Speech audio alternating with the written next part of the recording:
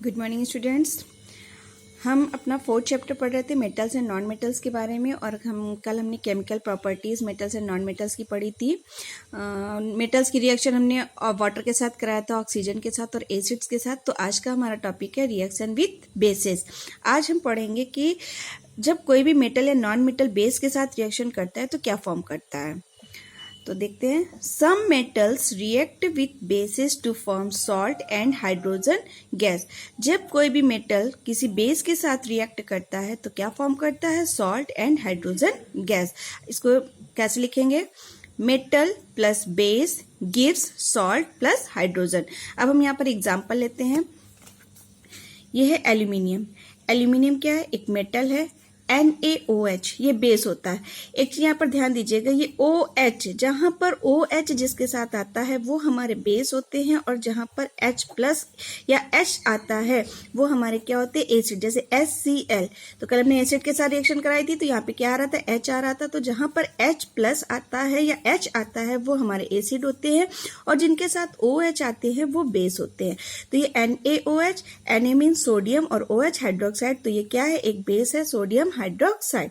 अब क्या फॉर्म कर रहा है, salt. Salt NaAlO2, sodium aluminate, और यहाँ पर क्या लिबरेट हो रही है, हाइड्रोजन गैस। तो ये था एग्जांपल।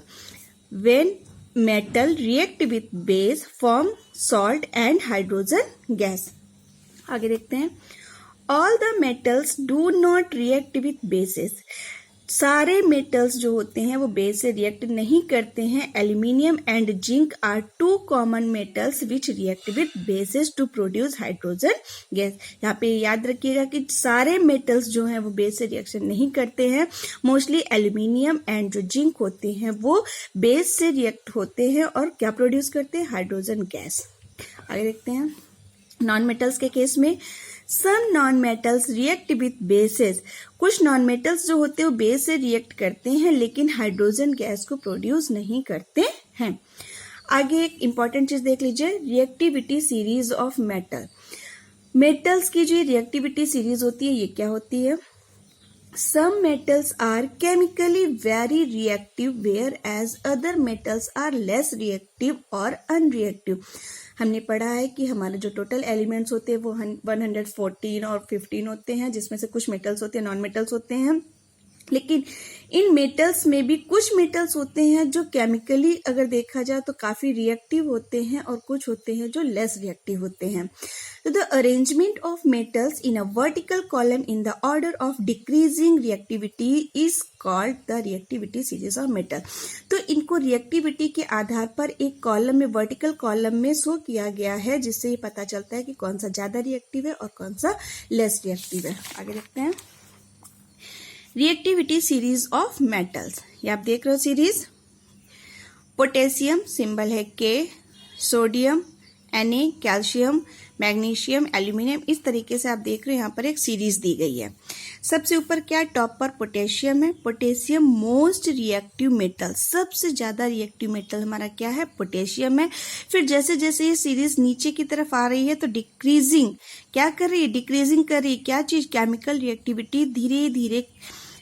पोटेशियम के बाद सोडियम, तो सोडियम जो है पोटेशियम से लेस रिएक्टिव है। उसके बाद कैल्शियम है, तो कैल्शियम और सोडियम में अगर कंपैरिजन किया जाए तो सोडियम ज्यादा रिएक्टिव है, कैल्शियम कम है। कैल्शियम और मैग्नीशियम में तो कैल्शियम ज्यादा रिएक्टिव है, मैग्नीशियम कम रिएक्टिव है। इस तरीके से सबसे लीस्ट में क्या है, लीस्ट रिएक्टिव मेटल है हमारा गोल्ड। तो ये थी हमारी रिएक्टिविटी सीरीज, ये आपको लर्न करना है, ये बहुत ही इंपॉर्टेंट है। आगे देखते हैं। इस रिएक्टिविटी सीरीज के आधार पर हमारी एक रिएक्शन है डिस्प्लेसमेंट रिएक्शन।